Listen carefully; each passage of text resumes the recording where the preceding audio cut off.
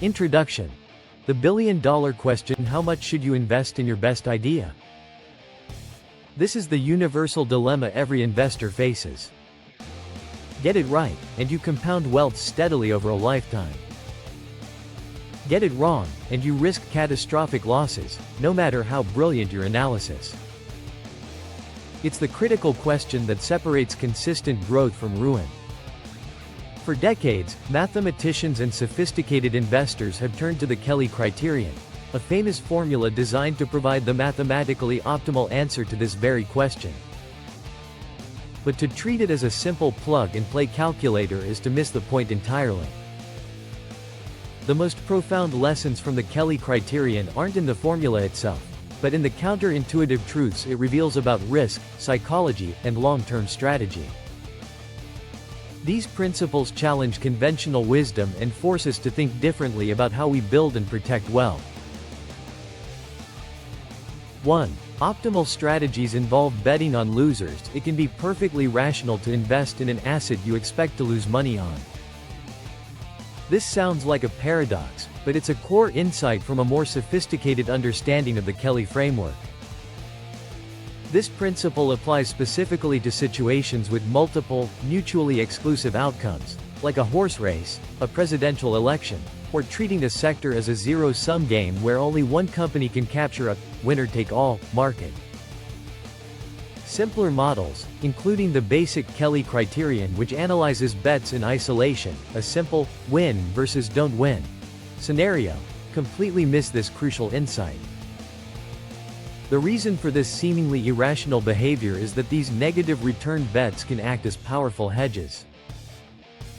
If you place a large, confident bet on outcome A, placing a smaller bet on outcome B, even if B is a bad bet on its own, provides a financial cushion if A fails. This strategy might lower your simple arithmetic average return, but it raises the geometric mean of your wealth. For long-term compounding, the geometric mean is the only thing that matters. It's about maximizing your growth rate over many trials, not maximizing the average outcome of a single trial. As research on the topic explains, the value of these bets goes beyond their individual expected return.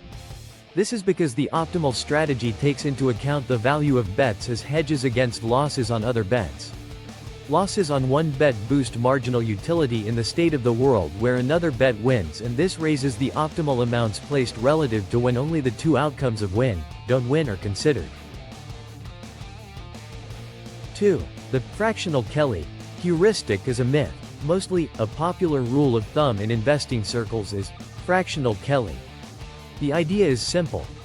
Calculate the full, aggressive bet size recommended by the Kelly formula, and then invest a fraction of it, say, 1/2 or 1/4, to dial down the risk to a comfortable level. It's often presented as a simple way to adjust for your personal risk tolerance. However, research shows this is generally a poor description of optimal behavior. The relationship between risk aversion and the ideal bet size isn't a simple, linear scaling factor. In fact, charts comparing theoretically optimal bets to this simple rule show large and systematic deviations. A more accurate and sophisticated model, drawn from risk-sensitive asset management theory, reveals that an optimal strategy is better understood as a split between two distinct portfolios. 1. The growth optimal portfolio. This is the pure Kelly Criterion portfolio, designed to maximize the long-term growth rate of capital. 2. The correction portfolio. Also known as the intertemporal hedging term, this portfolio is designed to account for and hedge against other market factors and risks. This distinction is critical.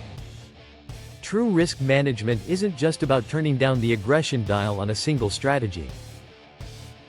It's about intelligently blending a pure growth engine with a sophisticated, separate hedging component that protects against a wider range of outcomes. 3. Your edge is 20x more important than your volatility estimate. Any quantitative model, including the Kelly Criterion, is subject to the garbage in, garbage out principle.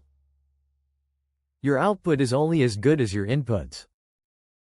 But what the Kelly framework reveals is that not all inputs are created equal.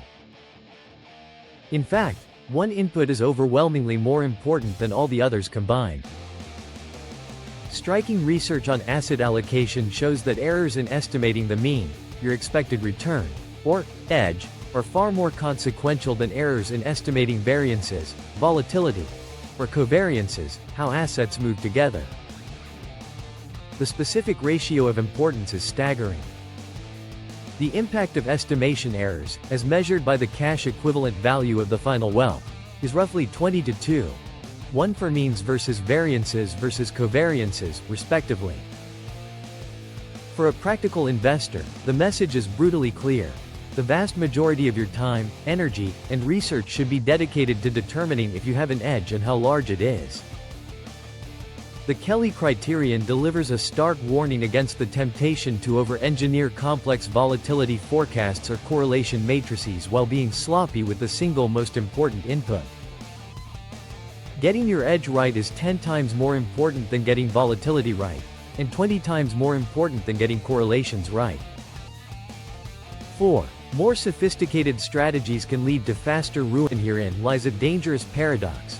A mathematically superior investment strategy can also be a faster path to ruin if your assumptions are flawed. The generalized, multi-outcome version of the Kelly criterion, the one that cleverly accounts for hedging by betting on losers, is also inherently more aggressive than simpler two-outcome rules. This aggression has a critical consequence. If an investor mistakenly believes they have an edge over the market, this theoretically optimal strategy will cause them to lose money much faster than if they had used a simpler rule. The advanced model, believing in a non-existent edge, doubles down and accelerates the destruction of capital. Simulation data makes this clear. One study looked at bettors using flawed beliefs over 52 weeks. In the scenario where bettors' beliefs were most inaccurate, theta equals 0.03. The group using the optimal multi-outcome strategy ended with just 74% of their starting capital. Asterisk, the group using the simpler Kelly rule ended with 87% of their capital. The infamous collapse of long-term capital management, LTCM, serves as a perfect real-world cautionary tale. Run by a team of experts, including Nobel laureates, LTCM used sophisticated models to place highly leveraged bets. At its peak, the fund held about $30 in debt for every $1 of its own capital. When their core assumption, that the risk spreads between certain bonds would converge, proved disastrously wrong, their aggressive, optimal positions led to catastrophic failure. The fund lost 44% of its capital in a single month, demonstrating how a flawed edge, when combined with high leverage, is fatal. 5. True growth maximizers don't care about benchmarks. Most of the investment world is obsessed with benchmarks. The goal is often framed as outperforming an index like the S&P 500. Success is measured not in absolute terms, but relative to a benchmark. The Kelly framework, however, reveals a different way of thinking. In a benchmarked context, an investor's risk sensitivity parameter, theta, reflects their tolerance for active risk, the amount of risk they are willing to take to deviate from the benchmark in pursuit of outperformance. This creates a clear spectrum of investor types. Asterisk, an investor with extremely high risk sensitivity, theta right pointing arrow infinity, is a passive investor.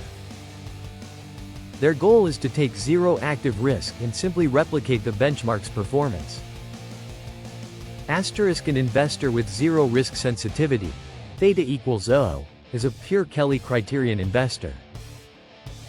Their only goal is to maximize the long-term geometric growth of their own capital, in absolute terms. This leads to a powerful and provocative conclusion. For a true Kelly investor, the type of investor that many surmise Warren Buffett to be, the strategy consists of investing 100% of their capital in the active, growth optimal portfolio. Their performance is measured against a single metric, the long-term growth rate of their own wealth. For this type of investor, benchmarks are irrelevant. The goal is not relative outperformance, it is absolute, long-term growth maximization. Conclusion. A framework for thinking, not a formula for riches. The true value of the Kelly criterion is not as a rigid formula to be blindly followed, but as a powerful mental model for thinking about risk, edge, and the difficult trade-offs required for long-term capital growth. It forces an investor to quantify their assumptions and understand the consequences of being wrong. Its most important lessons are often its most counterintuitive ones. The strategic value of hedging with losing bets, the myth of simple risk scaling, the danger of overconfidence in complex models, and the supreme importance of an accurately identified edge. Now that you've seen how the math challenges conventional wisdom, which of your own investment rules might be based more on emotion than on logic?